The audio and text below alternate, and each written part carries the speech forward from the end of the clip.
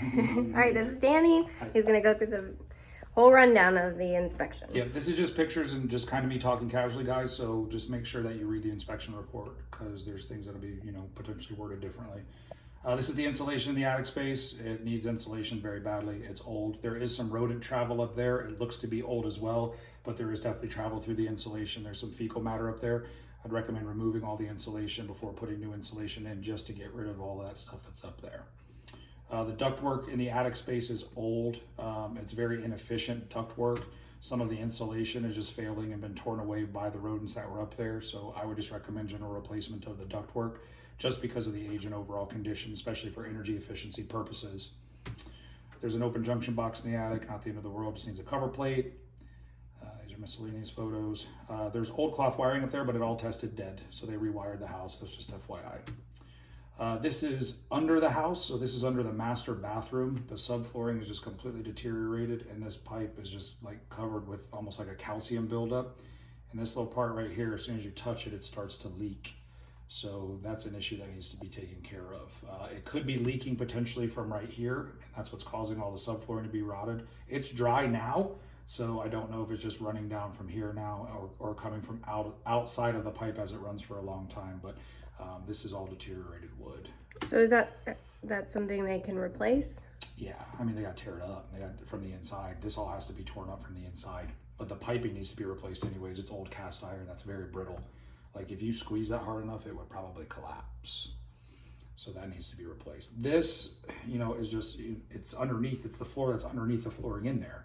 So it's pretty much gone. I mean, there's not a hole. This is all just rotted and deteriorated underneath there. So it would require, tearing the flooring up in there and also the fixtures. So okay, so if they're planning to remodel the master, it gets done. Taken care of. Yes. Okay. Yes. Okay. That was going to be my next words. If you're going to do remodeling, it gets rid of it all anyways.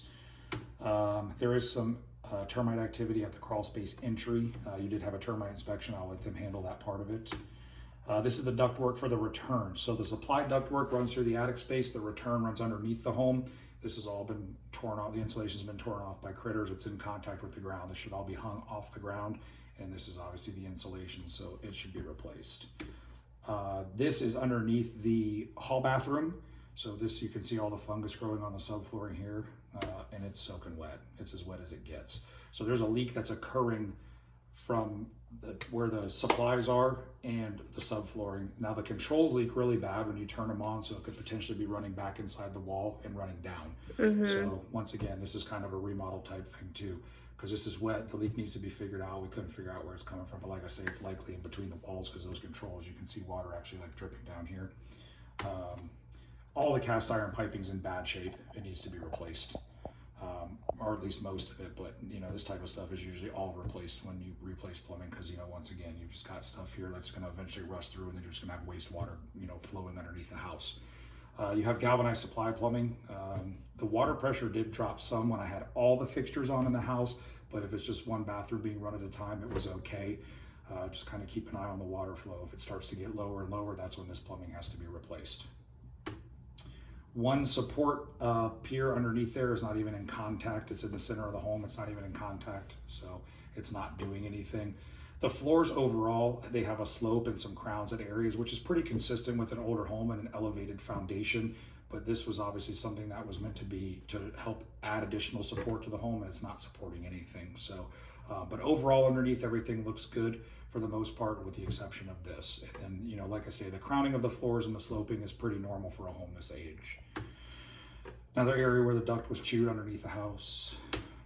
These are just overall photos of the outside of the home. Just gonna pass through those. One note to make about the outside of the home is it does have asbestos siding on it. As long as you don't mess with it, it's fine. Asbestos siding is, it's a long-lasting material. As long as you're not tearing it off or no one's chewing it, it's not an issue. AC systems from 2014, so it's still within its useful life expectancy. This is the window going into the garage. It's just not even secured. It's just sitting in the frame. Some rotted siding behind the AC system, just at the bottom edge. Wood in contact with ground is going to do that. Just some chip siding at areas, no big deal. Once again, as long as you're not messing with it. This is just a do-it-yourself kind So of they stairs. do have kids, you know, is there any Oh, they're not going to concern? go out there and chew on it. Oh, Yeah, yeah. that's the reality. I mean, seriously, as long as they're not going to chew on it. No, Yeah. there's nothing that it's an airborne situation with asbestos. So if somebody was going to tear it all off and break it, that's when the fibers get airborne and things like that. So in the event they want to do new siding on the house, you could do it right over it. Or if you're going to take this stuff off, basically a hazmat contractor has to do it. Okay. Okay. This is just a do-it-yourself build. This thing isn't attached to the house. It's not proper size for stairs and so forth and so on. So, you know, it's serving the purpose. You guys can walk out back, but it's just not done right. A lot of trees in the power lines. I would contact the power company and have them come out and get the trees because they are actually intertwined through the trees. So we're coming up on storm season. Those trees could potentially rip the lines down. Then you have no power or worse. Electric panels on the left exterior wall of the home. There's one open knockout missing in the cover. No big deal. It's just a plastic cover, but you do have kids, so get one from Home Depot. It's just a black cover that snaps in there. All the wiring was redone. They did add solar, so you have solar panels on the roof as well. Everything looks good. It was labeled at the top of the panel, so you're good there. Main water shutoff used to be this one down here, but since they installed this water softener, this one's much easier to get to, much easier to use. So that's going to be your main water shutoff at the front of the home. Garage just has some stored items in it. There is one small gap at the bottom of the garage door when it's closed. They added a threshold for some reason here, so the garage door is kind of like just a little uneven when it's closed. So there's a gap big enough for critters to get underneath. There's a sub panel in the garage. Everything looks good in there, no issues. Water heater is newer, it's from 2020. This is a heat pump water heater, so really what that means is it's more efficient. And then also, it will actually cool the garage a little bit when you have it in the heat pump mode because it blows cold air out of the top of it. That being said, this is a filter for the system. This needs to be cleaned or replaced just as your interior air conditioning filter would need to be replaced. So just something to be mindful of. Well, that explains why it was so cool in there. Yeah. Like even when I did the walkthrough, Yeah. I was like, it's really cool in Really here. cool in the garage. Yep. Okay. And that's why. It literally, people put them in there kind of as an air conditioner for their garage because it will do that. Second component of the AC system is in the garage. The bottom down here is where the filter goes. There are no interior filters. Keep in mind there are 2 returns and they're in the floor. We'll get more to that here in a few minutes. It does match the outside unit. This is overhead in the garage, just needs a fixture installed or put in a junction box. No deadbolt at the side garage door. We'll talk about the pool. So it's a fiberglass drop-in pool. I assume this is the crack you were talking about that you saw. It's not a big deal. Okay. It's nothing. You can fill that in with some epoxy or resin and leave it alone. It's not an issue at all. There is no ladder or swim out step. I believe I saw the handles over there on the side, but in the deep end of the pool, you must have a ladder. The drain cover, it's an older pool. It's got to have an anti-vortex cover because these can suck things down in there, including women or children's hair. So it's a safety issue. It needs to be replaced. The surface is extremely chalky. So what that means in a pool like this, because it is a fiberglass drop-in, 2 things. Chemical imbalance starts the problem. This can happen within a couple of days with chemical imbalance. The good news is I can't see any fibers, so I'm pretty sure it's just a chemical imbalance. But if this goes on for too long, it actually eats away the gel coat. The gel coat is the clear that goes over the fiberglass that protects it and doesn't allow it to be chalky. This being this chalky, if somebody goes swimming in that pool, they're going to get out and their skin is going to be white. It's going to be that bad. So a pool contractor, I know you were talking about having a different pool guy come out. I don't know that you need to go that far with those guys, but a pool contractor needs to come out here, evaluate the chemicals, get it balanced, see if they can get the chalkiness to go away because the gel coat may be gone and there's no way to tell until you take care of this situation first. Okay. Okay. There's some normal cracks and stuff in the pool deck, not a big deal, just normal settlement cracks. Pool equipment, you got a pump and a filter, pretty simple. The timer does not work. The mechanism inside does not, so the timer will not move. You just turn it on and off here manually, so it needs a new timer. Multiple leaks at the equipment. I had a leak here, and then I also had a pretty significant leak here. This one drips down really, really bad, so it's leaking pretty good there. Should be easy enough fixes, but they're leaking. Driveway, normal cracks, some areas that are sunken in, just an old driveway, repaired as needed. The roof's in really good shape. It was done in 2013, so it is just now 8 years old, but the shingle roof should last up to 25 years, probably closer to 2022 just because of our weather. Overall looks really good. I had no issues with the shingles. You do have solar panels, of course, covering half the roof for the electrical system. There's also flat roof, which just is above the garage now, the left side of the hole in the garage and I guess the master. So it goes from here over. This roof's in good shape too. It doesn't last as long as the shingles though. You definitely want to clean the debris off of it periodically and get these trees trimmed away from hanging over the roof. Gutters are full of stuff, need to be cleaned. Inside the home, 2-prong outlets basically throughout. There are some 3-prong outlets. Most of the house is not grounded, which is typical of a home this age because it has a 2-wire system. Any outlets that are 3-prong that are not grounded should be replaced with GFCI protected outlets, which, in case you don't know what a GFCI outlet, that's what it is. The kitchen was grounded, and then also, I believe the master, I'll have it noted for you. Sorry, give me a second here.